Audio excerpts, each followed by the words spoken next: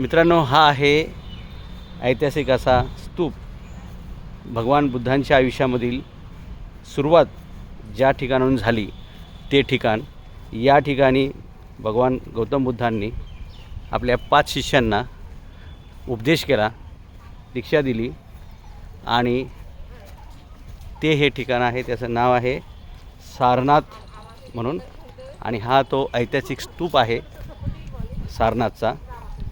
म्हणजे लक्षात घ्या, आपण आपल्या आयुष्यामध्ये पुढे जात असताना मित्रांनो, आपण आयुष्यात किती मोठे होऊ याची जास्त चिंता करू नका. सुरुवात लहान असू देत, पण तुम्ही सुरुवात केली पाहिजे.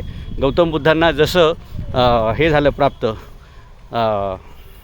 ज्ञान प्राप्त झालं, तसं त्यांनी ते लोकांना द्यायला सुरुवात केली. आणि पहिलं ज्ञान त्यांनी ज्या ठिकाणी दिलं 5 शिष्यांना, ती जागा म्हणजे हे सारनाथचं स्तूप.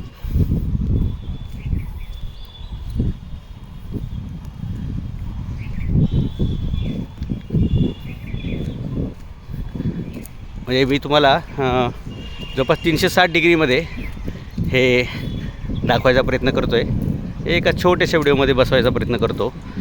अत्यंत पवित्र अशी ही जागा, जिथून बुद्धांनी आपल्या प्रवचनांना सुरुवात केली, उपदेश केला.